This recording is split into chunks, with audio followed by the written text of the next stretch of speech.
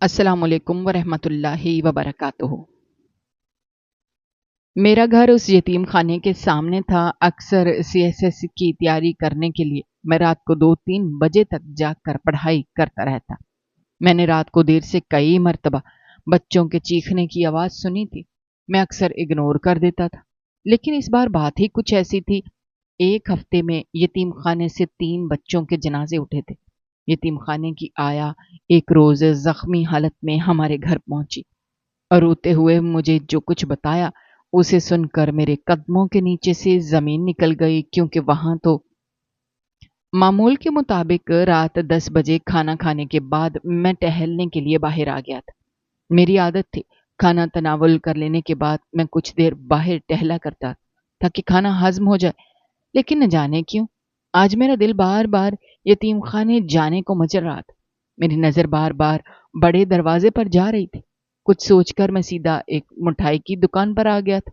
अमूमन यतीम खाने में किसी भी शख्स को जाने की इजाज़त नहीं थी।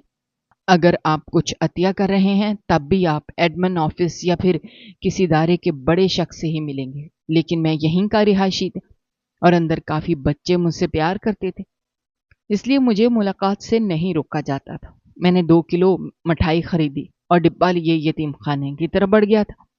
सामने ही गार्ड ने फौरन मेरे आगे डंडा कर दिया। मैं उसको देखते हुए बोला, मुझे अंदर जाना है, बच्चों से मिलना चाहता है। अभी 10 बज रहे हैं, अभी तो बच्चे जाग रहे होंगे। जबकि वो आदमी फौरन बोला, क्या हो गया है भाई, बच्चे तो 8 बजे तक सो जाते हैं, अब आप यहाँ से जाएं। जबकि मैं फौरन बोला, ऐसा हो ही नहीं सकता, मैंने अपनी खिड़की से कई बार टेरेस पर काफ़ी बच्चों को देखा है और मैं अक्सर इस वक्त आता रहता हूँ। आप फिलहाल अंदर जाएं और बताएं कि रहमान भाई आए हैं, मुझे अंदर आने की इजाज़त मिल जाएगी। जबकि वो आदमी बोला, अभी रहमान भाई आए हैं या फिर कोई और भाई, अंदर जाने की किसी को इजाज़त नहीं मिलेगी। ये हुक्म एडमिन ऑफिस से आया है, आप फिलहाल जा सकते हैं। अगर आपको मुलाकात करनी है तो आप सुबह आना। मुझे मालूम है आप अंदर जाते रहते, बच्चों के साथ बैठते हो, बातचीत करते हो, लेकिन माजरत अभी आप नहीं जा सकते क्योंकि अंदर कुछ ज़रूरी काम चल रहा है।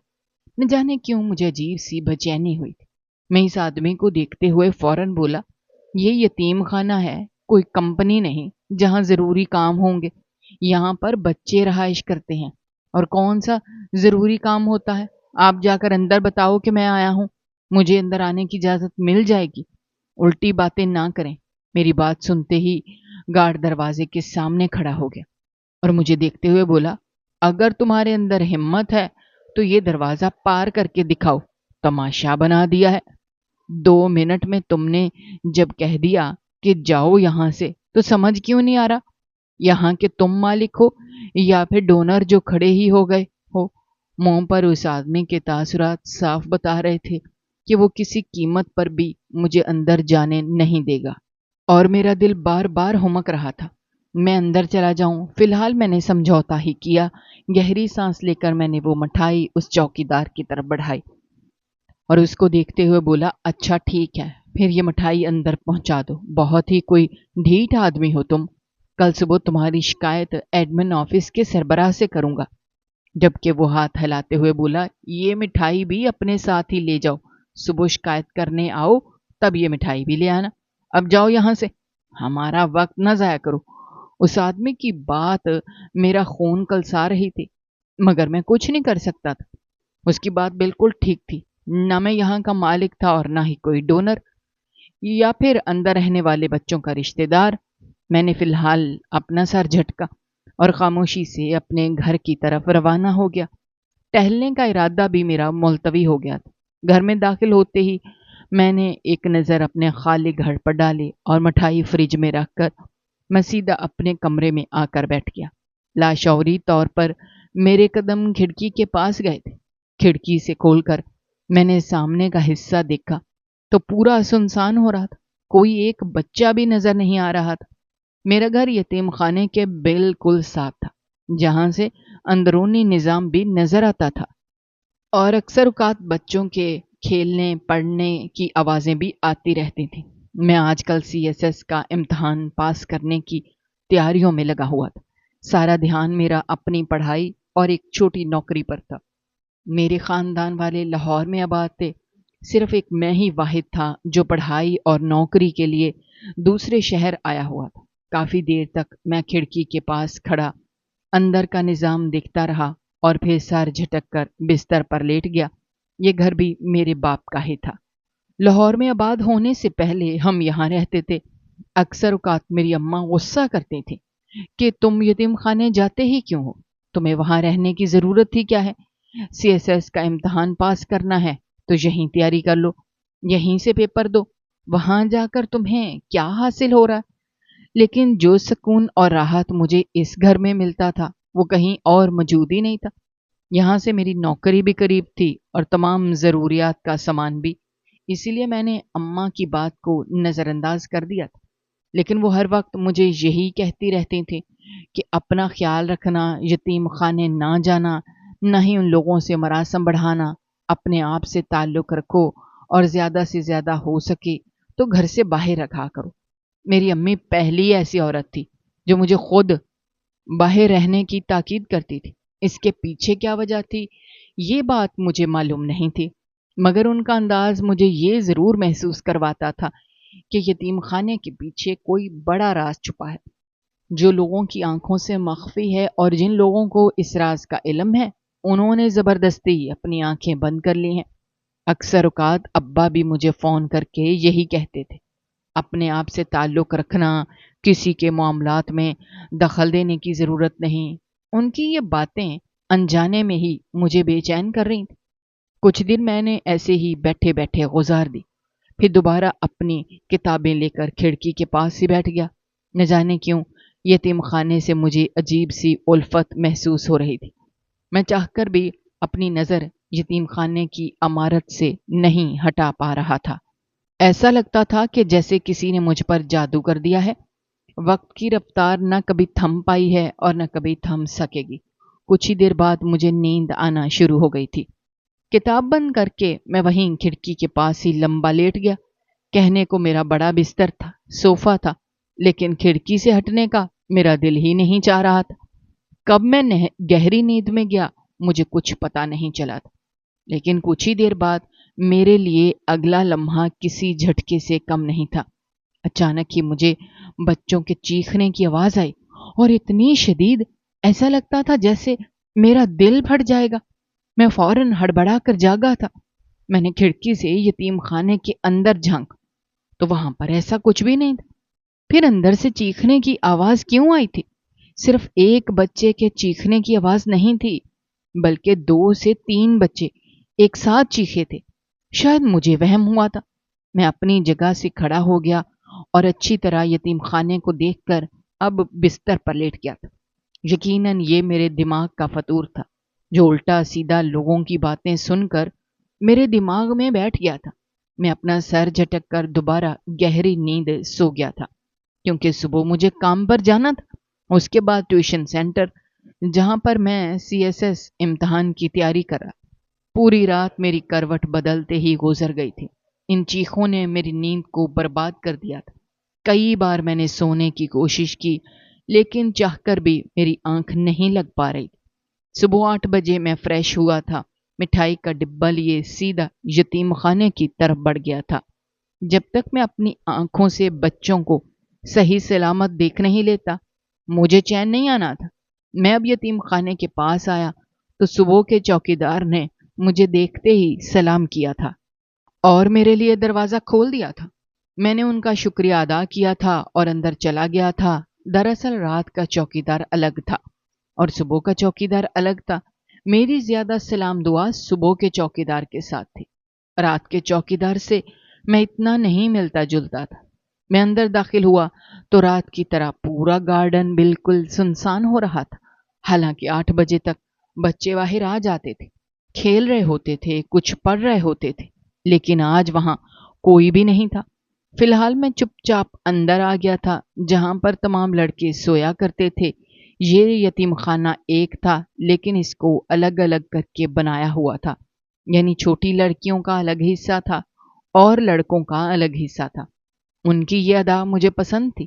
لڑکیوں کے حصے میں نہیں جاتا تھا کیونکہ بچیاں معصوم ہوتی ہیں اور مرد حضرات کو بچیوں کے یتیم خانے کے اندر جانے کی اجازت بھی نہیں ہوتی۔ ہاں البتہ لڑکوں کے یتیم خانے میں لازمی جاتا تھا تاکہ ان سے مل سکوں، ان کا دکھ درد بانٹ سکوں۔ میں جیسے ہی ان لوگوں کے کمرے میں داخل ہوا، میں لمحے بھر کے لیے حیران رہ گیا تھا۔ تمام بچے دیوار کے ساتھ لگ کر بیٹھے ہوئے تھے، چہرے کافی سہمے ہوئے تھے۔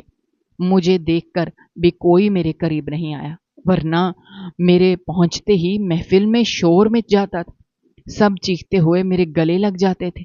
میں ہفتے میں صرف ایک دفعہ چکر لگاتا تھا، لیکن آج جس طرح مجھے دیکھ کر بھی خاموشی تھی، نہ جانے کیوں مجھے رات کی وہ چیخیں یاد آنے لگی تھیں۔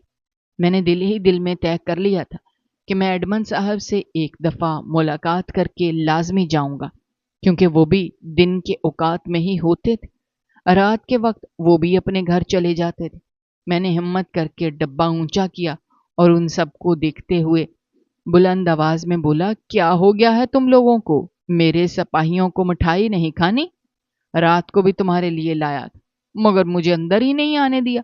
میں نے مسکرا کر کہا تھا، مگر اس کے باوجود بھی کوئی نہیں اٹھا تھا۔ نہ جانے کیوں مجھے خطرے کی علامت محسوس ہو رہی تھی۔ واضح طور پر ایسا لگ رہا تھا جیسے کچھ گڑبڑ ہے اور یہ لوگ کسی کو بتا نہیں سکتے۔ میں نے اب قدم اسد کی طرف بڑھائے تھے، جو یتیم خانے کے لڑکوں میں سب سے بڑا اور ہوشیار بچہ تھا۔ میری اس سے دوستی بھی بہت تھی۔ ہم دونوں بیٹھ کر کافی گھنٹوں باتیں کرتے تھے۔ وہ اپنے تمام گروپ کا بتاتا تھا اور میں اسے اپنی پرانی یادیں بول کر تازہ کر لیتا تھا۔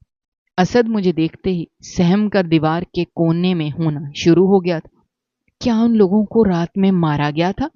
پہلا خیال ہی میرے دماغ میں یہ آیا تھا۔ چھوٹے بچے مار سے ہی گھبراتے ہیں، وہ لڑکے ہوں یا لڑکیاں، ہر بچہ مار سے سہم جاتا ہے۔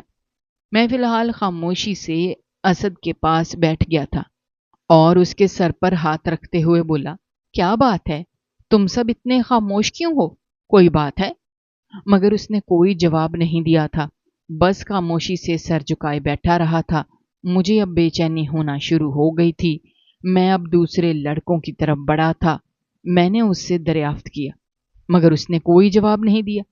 یہ سب کیا چل رہا تھا؟ میری سمجھ سے باہر تھا۔ ابھی میں کچھ مزید بچوں سے معلومات لیتا، اسی پل کمرے کا دروازہ کھلا تھا اور ایڈمن صاحب وہاں کے عملے کے کچھ افراد کے ساتھ اندر داخل ہوئے تھے۔ انہیں دیکھتے ہی میں فوراً اپنی جگہ سے کھڑا ہو گیا تھا۔ ایڈمن صاحب نے مجھے مسکرا کر دیکھا تھا اور بولے، رحمان صاحب، معلوم ہوا ہے کل آپ نے رات کے وقت ہمارے چوکیدار سے کافی بدتمیزی سے بات کی ہے۔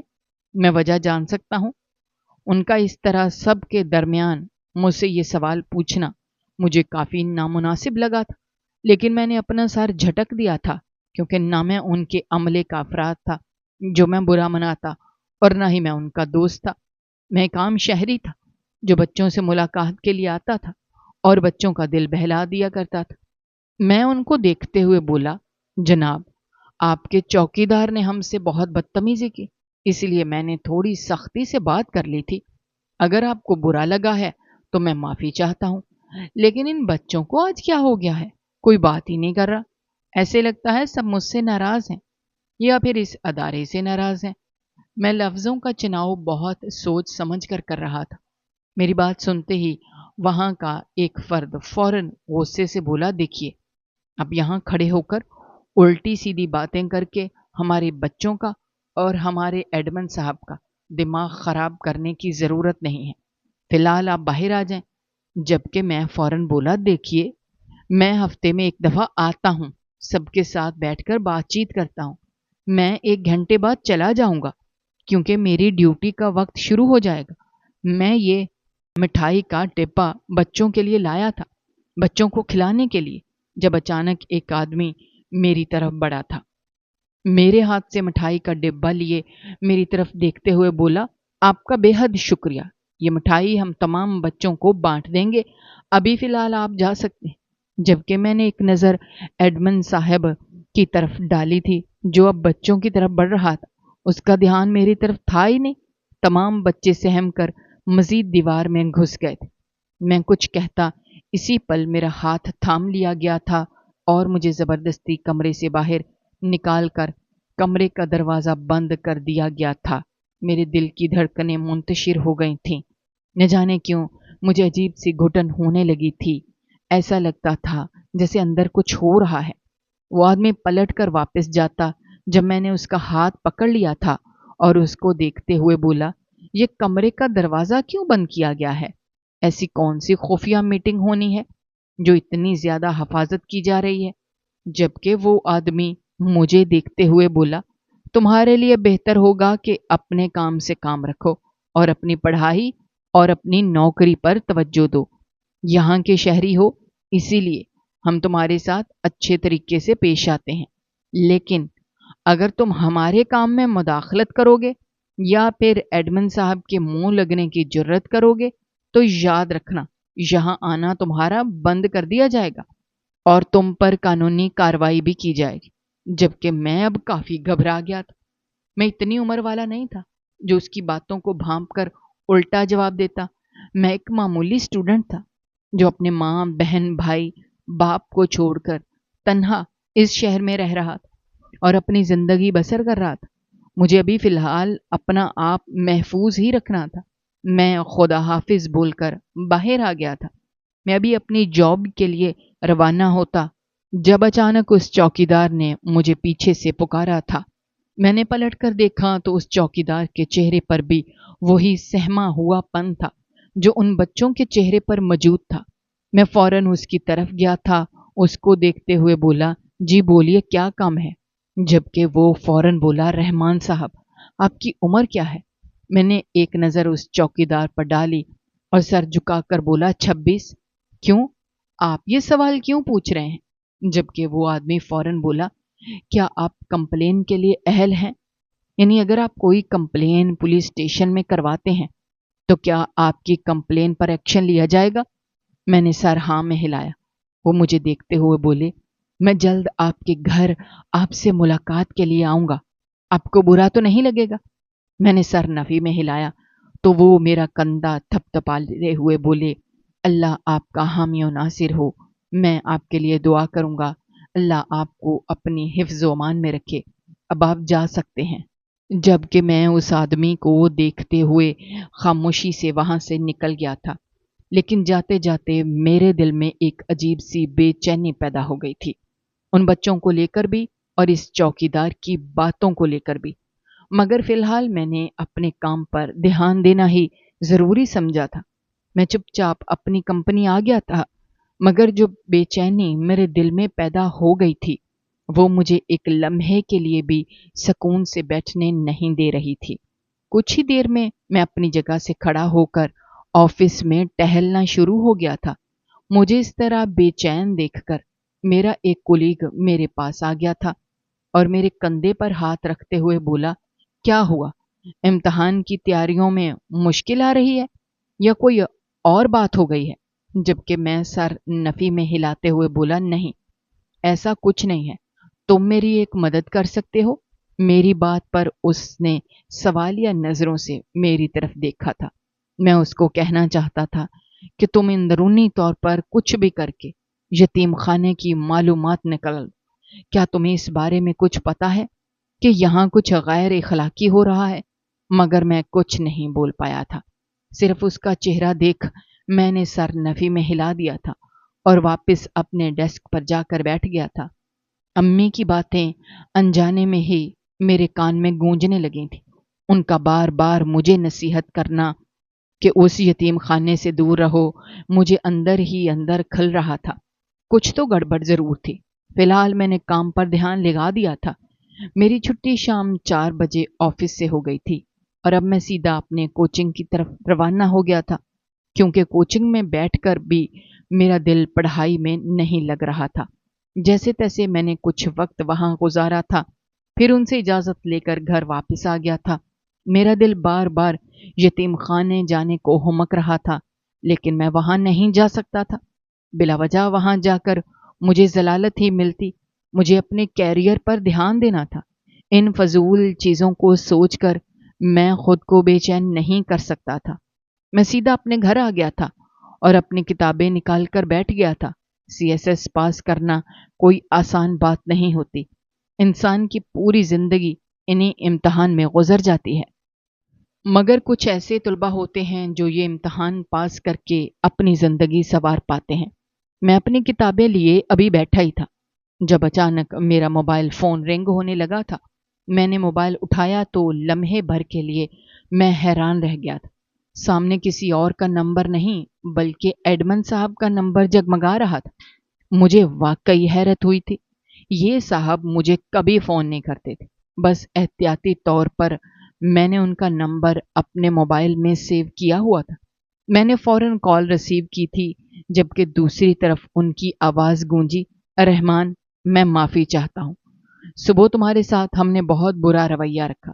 دراصل بچے کچھ دنوں سے کچھ غلطیاں کر رہے ہیں، اس لیے ہم نے انہیں سزا دی کہ آج اور کل تم سے کوئی ملاقات نہیں کرے گا۔ تم ان سب کے پسندیدہ ہو، لیکن اگر یہ لوگ غلطیاں کریں گے، ان کی تربیت ہم اچھی نہیں کریں گے تو آگے ان کی زندگی کیسے اچھی ہوگی؟ اسی لیے انہیں ڈانٹا گیا تھا، جس کی وجہ سے یہ سب بیٹھ گئے تھے۔ لیکن اگر اب تمہارا دل بہت ہے کہ تم بچوں سے ملو، ان سے باتیں کرو، تو تم آ سکتے ہو۔ جبکہ میں فوراً بولا، نہیں نہیں، آپ کا بے حد شکریہ، آپ نے مجھے وضاحت دے دی، ورنہ آج میرا پورا دن کافی بے چین گزرا ہے۔ بچے بہت معصوم ہیں، انہیں مار کر یا ڈانٹ کر نہ سمجھایا کریں، انہیں کچھ دیر لیکچر دے دیا کریں، انہیں بات سمجھ آ جاتی ہے۔ مگر وہ دوبارہ یہی بات دہرانے لگے کہ ان کی تربیت کے لیے تھوڑی بہت مار اور ڈانٹ ضروری ہے، ٹیچر بھی تو اپنے طلباء کو مارتے ہیں۔ فی الحال میں نے ان کی کسی بات کا جواب نہیں دیا تھا۔ میں دل ہی دل میں طے کر چکا تھا کہ اب میں ان معاملات میں نہیں بولوں گا۔ بلا وجہ میں اس معاملے کو اپنے سر پر سوار کر کے اپنے کیریئر کو برباد کر رہا تھا، لیکن اب میں نے طے کر لیا تھا، چاہے کچھ بھی ہو جائے میں ایک لفظ ادا نہیں کروں گا۔ میں نے موبائل فون رکھ دیا تھا اور گہری سانس لے کر میں نیچے کے پورشن میں بیٹھ کر پڑھائی کرنے لگا تھا۔ نہ می اوپر ہوتا، نہ کھڑکی سے مجھے یتیم خانہ نظر آتا اور نہ ہی مجھے بے چینی ہوتی۔ لیکن ابھی مجھے وہاں بیٹھے کچھ ہی دیر ہوئی تھی کہ میرا دل بار بار اوپر جانے کو ہمکنے لگا تھا، اور ایسا کیوں ہو رہا تھا میں خود نہیں جانتا تھا۔ لیکن کچھ دیر میں نے خود کو سنبھالا تھا، لیکن جب برداشت سے باہر ہونے لگا تو میں چپل پہن کر گھر سے باہر آ گیا۔ ارادہ اب یتیم خانے جانے کا ہی تھا۔ ان بچوں سے مجھے الگ وابستگی تھی، ایسا لگتا تھا جیسے ان سے میرا گہرا رشتہ ہے۔ میں دروازے کے پاس آیا تو چوکیدار مجھے دیکھتے ہی بولا، رحمان صاحب، آج آپ دن میں 2 دفعہ، جبکہ میں فوراً بولا، ہاں، ایڈمن صاحب کی کال آئی ہے، ان کا کہنا ہے میں بچوں سے مل سکتا ہوں، اگر آپ دروازہ کھول دیں تو میں چلا جاؤں۔ جبکہ وہ بولے، ایک دفعہ میں اندر سے پوچھ لوں، کیونکہ آج صبح جب آپ اندر گئے تھے تب ایڈمن صاحب اور عملے کے کچھ لوگ مجھ پر کافی غصہ ہوئے تھے کہ بنا اجازت آپ کو اندر جانے ہی کیوں دیا گیا۔ جبکہ میں چپ چاپ وہاں کھڑا ہو گیا۔ چوکیدار اندر چلا گیا تھا اور انٹرکام کے ذریعے رابطہ کر کے اندر سے اجازت لی تھی اور پھر مجھے آ کر اندر جانے کے لیے بول دیا تھا۔ میں نے ابھی اندر قدم رکھا ہی تھا جب اچانک کچھ بچے میری طرف بھاگتے ہوئے آئے اور میرے سینے سے لگ گئے تھے، جبکہ میں بھی اب خوش دلی سے ان سے ملنے لگا تھا، مگر ان کو روتا دیکھ کر میں حیران رہ گیا تھا۔ میں فوراً زمین پر بیٹھا تھا اور ایک بچے کا بازو تھام کر بولا، کیا ہوا؟ تم رو کیوں رہے ہو؟ جبکہ وہ اپنے آنسو صاف کرتے ہوئے بولا، کیا آپ ہمیں بچائیں گے یہاں سے؟ آپ ہمیں یہاں سے نکالیں گے؟ وہ مزید کچھ کہتا اسی پل اس کے ساتھ کھڑے لڑکے نے اس کا ہاتھ زور سے دبایا تھا اور ایک طرف اشارہ کرنے لگا۔ میں نے بھی اس کے اشارے کی طرف دیکھا تو وہ سیدھا کھڑا ہو گیا۔ ایڈمن صاحب ہماری طرف ہی آ رہے تھے۔ قریب آ کر انہوں نے ہاتھ ملایا تھا۔ میرا حال احوال پوچھ کر فوراً بولے، ابھی تو تم آنے سے منع کر رہے تھے، پھر اچانک کیا ہو گیا؟ جبکہ میں فوراً بولا، ہاں، بس دل چاہ رہا تھا کہ ایک دفعہ بچوں کو دیکھ لوں۔ آپ کا بے حد شکر گزار ہوں کہ آپ نے مجھے یہاں آنے کی اجازت دی۔ اگر آپ اجازت دیں تو میں اندر چلا جاؤں؟ جبکہ انہوں نے سر ہاں میں ہلایا تھا اور ہم تینوں اندر کی طرف بڑھ گئے تھے۔ जब एडमन यकदम बोला, सईद तुम ठहरो, बाकी आप दोनों जाओ। सईद कोई और नहीं बल्कि वही बच्चा था जिसने मुझसे कहा था कि आप मुझे बचा लो। मैं कुछ कहता उसी पल सईद रोते हुए जमीन पर बैठ गया और हाथ जोड़कर बोला, मुझे कहीं नहीं जाना, मैं भाई के साथ अंदर जाऊंगा। सर, मैंने इनसे कुछ नहीं कहा और ना ही कुछ बताया है, बाखुदा हमें माफ कर दें। मैंने बेचैन होकर एडमिन साहब को देखा था, जबकि उनका चेहरा बुरी तरह बौखला गया था। वो हाँ में सर हिलाकर चले गए थे। मैंने सईद को थाम कर खड़ा किया था और उसको देखते हुए बोला, क्या हुआ है सईद, तुम्हारे साथ यहाँ पर क्या किया जाता है?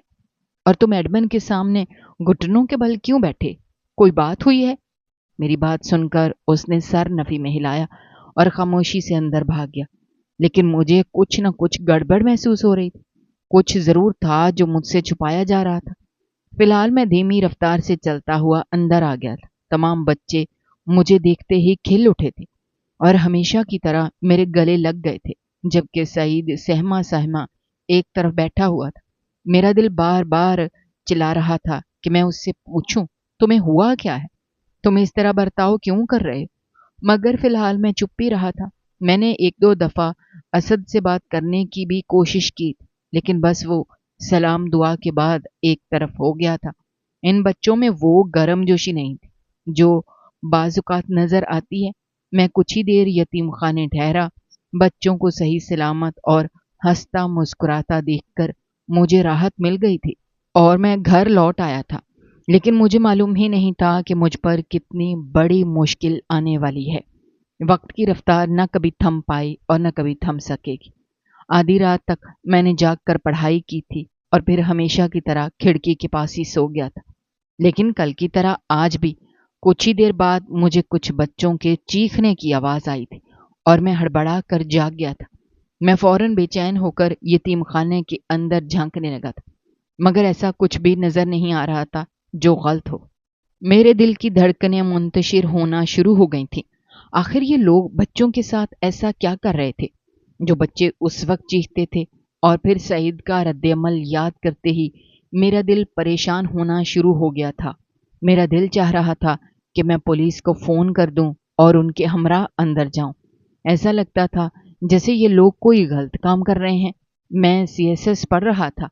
एक एक बारीकी हमें कानून के बारे में समझाई जा रही थी और इन्हीं चीज़ों को मद्देनज़र रखते हुए मेरा दिमाग तेज़ी से काम कर रहा था। अल्लाह ताला ने मुझ में समझने की सिफत अलग रखी थी। अगला अपनी ज़ुबान से अल्फाज अदा नहीं कर पाता था और मैं पहले ही बात की गहराई को समझ लिया करता था। लेकिन फ़िलहाल मैंने ऐसा कोई कदम नहीं उठाया था। लेकिन मुझे मालूम ही नहीं था अगली सुबह मेरे लिए कैसी तूफ़ान ज़दा होगी। पूरी रात मेरी अजीब कैफियत में गुजरी थी। अगली सुबह मैं मामूल के मुताबिक 9 बजे तैयार होकर अपने घर से बाहर आया तो अगला लम्हा झटके से कम नहीं था। यतीम खाने से एक जनाजा बच्चे का निकाला जा रहा था। मेरा दिल बैठ गया था। मैं फौरन भागकर चौकीदार के पास पहुंचा था और उसको देखते हुए बोला, ये किसका जनाजा जा रहा है? कौन से बच्चे का? जबकि चौकीदार अपनी नम आंखें साफ करते हुए बोला, वो छोटा बच्चा सईद था ना, उसका रात को इंतकाल हो गया है, छत से गिर गया। बर वक्त अस्पताल भी लेकर भागे, लेकिन मौके पर ही मर गया था। अब चले जाओ अगर जाना चाहते हो। वैसे बाहर के आदमियों को इजाजत नहीं है, लेकिन आप आते जाते रहते हो। मैं तो अपनी जगह पर सुन्न हो गया था। ऐसा लगता था जैसे किसी ने मेरी सांसें रोक दी हों। मैं फौरन जनाजे के पीछे पीछे भागा था। सईद बहुत मासूम बच्चा था और बेहद कम उम्र। मैं जैसे ही जनाजे में शरीक हुआ, एडमंड साहब मुझे आगे ही नजर आ गए थे। मुझे देखकर उन्होंने सर के इशारे से सलाम किया था, जबकि मैं फौरन सईद को कंधा देने के लिए जनाजे के आगे आ गया था। मेरा दिल बहुत उदास हो रहा था, आंखों में आंसू भी आ गए थे। कब्रिस्तान पहुंचने के बाद जब सईद को कब्र में उतारा जा रहा था, मेरा दिल खून के आंसू रो रहा था। ऐसा लगता था जैसे मेरा भाई कब्र में उतारा जा रहा है। आज से पहले ऐसे जज्बात मुझे कभी महसूस नहीं हुए थे। मैंने अपने दादा का जनाजा अपने हाथों से कब्र में उतारा था। اپنی نانی کا جنازہ اپنے ہاتھوں سے اتارا تھا، اپنے ایک دوست کا جنازہ اپنے ہاتھوں سے اتارا تھا، اس کے علاوہ کئی جنازوں میں شریک ہوا تھا، لیکن جو کیفیت سعید کے جنازے میں تھی، ایسی کیفیت مجھے کبھی محسوس نہ ہوئی تھی۔ میں بہت بکھری ہوئی حالت میں گھر آیا تھا۔ گھر پہنچتے ہی میں نے اپنے باپ کو فون کیا تھا، کافی دیر تک ان سے بات کی تھی، لیکن مجھے سکون بالکل نہیں مل رہا تھا۔ ایسا لگتا تھا جیسے کسی نے میرا سکون مجھ سے چھین لیا ہے۔ ابا کو بتانے کا میرا من ہو رہا تھا، لیکن مجھے معلوم تھا اگر میں نے ان کو بتایا تو بلا وجہ یہ ڈانٹیں گے، امی کا بلڈ پریشر ہائی ہو جائے گا کہ تم اس یتیم خانے میں جاتے ہی کیوں ہو، تمہیں کتنی دفعہ منع کیا ہے۔ اس لیے میں نے بس ان سے بات کر کے اپنے دل کو بہلا لیا تھا۔ پورا دن عجیب کیفیت میں گزر گیا تھا۔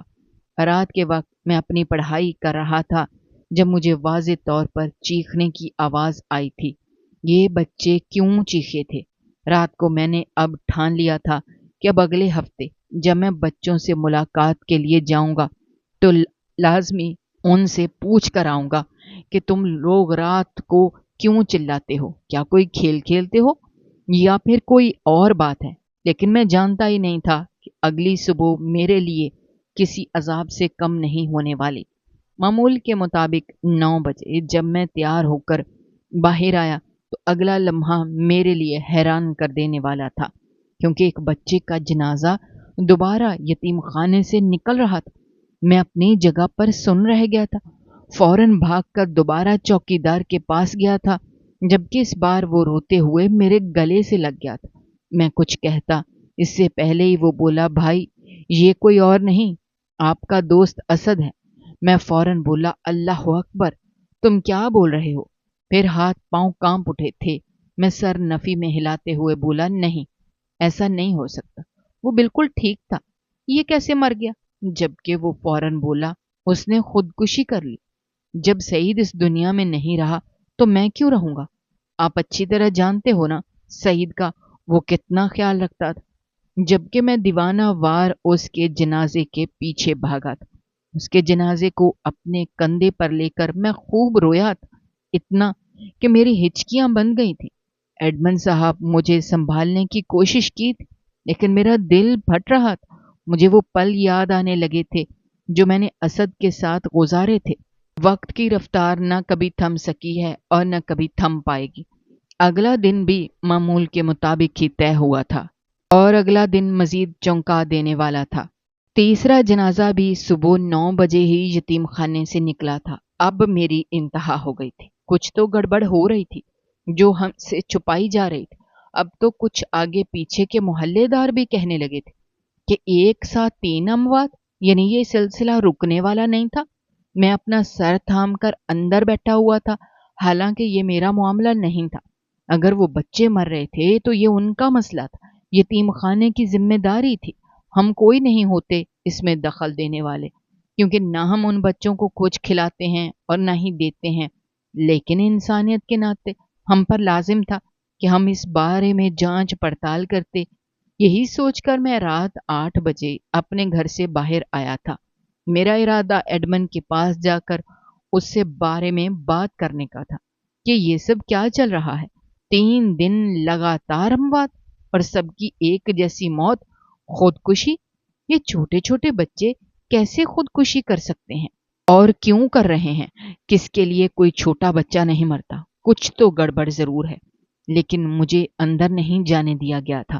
رات والے چوکیدار نے مجھے ذلیل کر کے بھگا دیا تھا کہ یہاں سے جاؤ، تمہیں اندر نہیں جانے دیا جائے گا، یہ وقت بچوں کے سونے کا ہے۔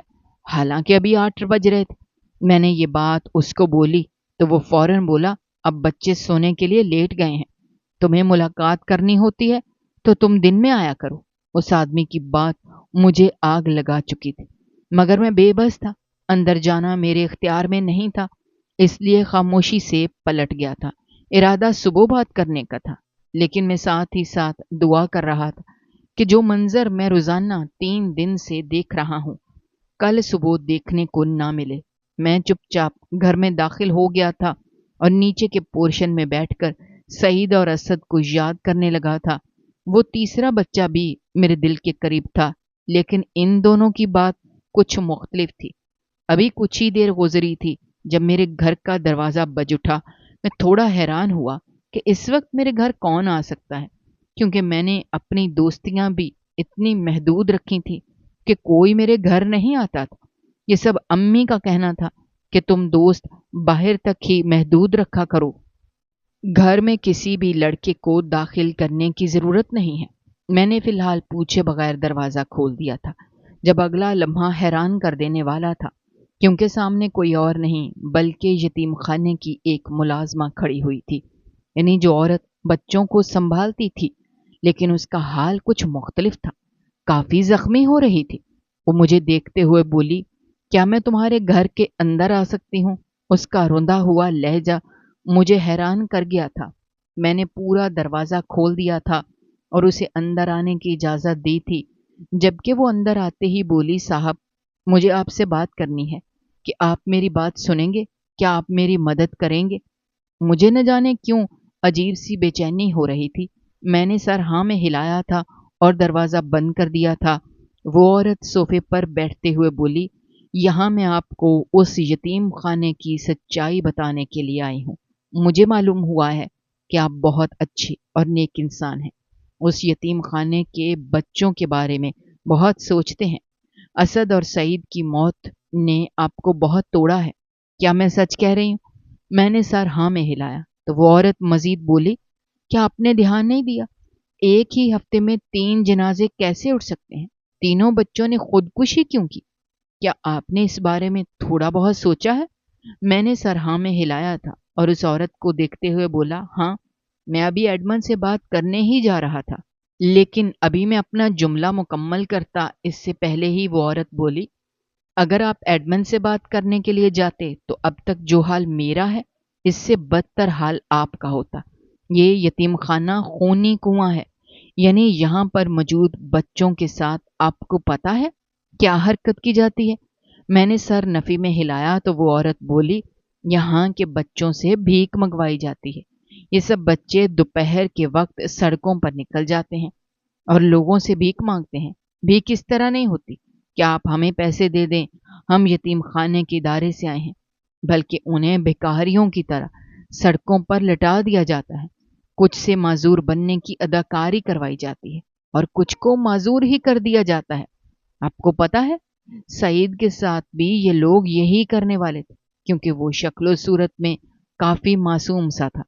اس کی ٹانگ توڑنے کا ارادہ رکھتے تھے۔ وہ تھوڑا شور مچانے لگا، چیخنے چلانے لگا، تب اس کی وجہ سے باقی بچوں کو بھی سچائی معلوم ہوئی اور سب چیخنے لگے، لیکن سعید کو ختم کر دیا گیا کیونکہ وہ ناسور بن رہا تھا۔ اور جب سعید کا انتقال ہوا تو اسد بری طرح سے چلا پڑا تھا۔ ایڈمن کا گریبان پکڑ لیا تھا، اس کو کہا تھا کہ وہ تمام سچائی باہر نکال دے گا۔ جب آپ اسے بھیک مانگنے کے لیے باہر بھیجیں گے تو وہ کسی پولیس افسر کو پکڑ کر سچائی بتا دے گا۔ آپ لوگ کیسے ظالم ہیں۔ اس وجہ سے اسد کو بھی ختم کر دیا گیا، اور پھر اسد کے بعد جو تیسرا بچہ کھڑا ہوا اسے بھی مار دیا گیا۔ اب پورے یتیم خانے میں اتنی دہشت پھیل چکی ہے کہ کوئی بچہ ایک لفظ نہیں کہہ رہا۔ سب نے کہہ دیا ہے کہ آپ ہمارے ہاتھ پاؤں کاٹ سکتے ہیں کیونکہ ہم جینا چاہتے ہیں۔ اور اندرونی بات میں تمہیں بتاؤں، یہ بچے صرف بھیک ہی نہیں مانگتے، کچھ بچوں کے جسمانی اعضاء نکال لیے جاتے ہیں، انہیں دوسری ممالک میں بیچ دیا جاتا ہے۔ آج میں نے ایڈمن سے بات کی تھی کہ آپ بچوں کو ماریں مت، انہیں ڈرا لیں، انہیں تکلیف دے دیں، ان کے ہاتھ پاؤں توڑ دیں، لیکن آواز اٹھانے پر قتل مت کریں۔ تو انہوں نے مجھے بھی مارا اور آج میری بس ہو گئی۔ مجھے معلوم ہوا تم CSS کا امتحان پاس کرنے والے ہو، بہتر ہے کہ تم کچھ کر کے اس بات کو آگے نکال دو۔ میں بیان دوں گی، جو بیان دے گا اور جو ایک دم ریٹ ماری جائے گی تو یہ لوگ کچھ بھی نہیں چھپا پائیں گے۔ اصل کام رات کے وقت شروع ہوتا ہے۔ یہاں پر جو میڈیکل روم بنا ہوا ہے وہیں پر ان بچوں کی کڈنی، دل وغیرہ نکالا جاتا ہے۔ اس عورت کی بات سن کر میرا سر جھک گیا تھا، مجھے بہت رونا آ رہا تھا۔ مجھے پہلے ہی سمجھ آ گیا تھا کہ یہاں پر کچھ اچھا نہیں ہو رہا، کچھ تو گڑبڑ ہے، कुछ ऐसा जो हमसे छुपाया जा रहा है, जो छुपाने के लायक नहीं है। और आज इस औरत के मुंह से सच्चाई जानकर मुझे खूब रोना आया था। मैंने उससे वादा कर लिया कि आप बेफिक्र होकर यहाँ से चली जाएं, अब सब कुछ मैं संभाल लूंगा। मुझे अब समझ आया था कि मेरी माँ और मेरे अब्बा को हकीकत का इल्म था, इसलिए वो लोग मुझे इस अदारे से दूर रहने के लिए बोलते थे। अगले दिन ही मैंने अपने कुछ कुलीग के साथ मिलकर पुलिस स्टेशन में इस यतीम खाने के खिलाफ शिकायत दर्ज कर दी थी। मोहल्ले के भी काफी सारे लोगों को हकीकत से आशना कर दिया था। सब लोग ही मेरे साथ खड़े होने के लिए तैयार हो गए थे। इंसानियत के नाते सबने मेरा साथ दिया था। फिर रात के वक्त जब पुलिस ने यतीम खाने पर रेड मारी तो तमाम सच खुलकर बयान हो गए थे। कुछ बच्चों का ऑपरेशन चल रहा था, जिनकी किडनी निकाली जा रही थी। कुछ बच्चों को जबरदस्ती जख्मी किया जा रहा था, ताकि जब कल वो लोग भीख मांगने के लिए जाएं तो उन्हें भीख ज्यादा मिले। और कुछ बच्चों को ट्रेन किया जा रहा था कि तुम्हें किस तरह भीख मांगनी है। पूरे अमले को हिरासत में ले लिया गया था। एडमन को भी उसके घर से अरेस्ट किया गया था। यहाँ आने से पहले एक वैन एडमन की तरफ गई थी, ताकि अगर सच्चाई सामने आ जाए तो वहीं से एडमन को गिरफ्तार कर लिया जाए, क्योंकि ऐसे ज्यादातर लोग मुल्क छोड़कर भाग जाते हैं और फिर आज़ाद जिंदगी गुजारते हैं। एडमन और उसके अमले को बच्चों के कत्ल, बच्चों के साथ सलूक की वजह से उम्र कैद की सजा सुनाई थी। पूरा यतीम खाना बंद कर दिया गया था। जितने भी बच्चे यहाँ पर मौजूद थे उन्हें मुख्तलिफ मुख्तलिफ यतीम खाने पहुंचा दिया गया था। और फिर इन तमाम कार्रवाई के बाद जो सच्चाई मेरे सामने आई थी, यानी कि मुझे इस यतीम खाने से इतना लगाव क्यों था, उसके बाद मेरी जिंदगी का मकसद सिर्फ उन्हीं जैसे बच्चों की हिफाजत करना बन गया था।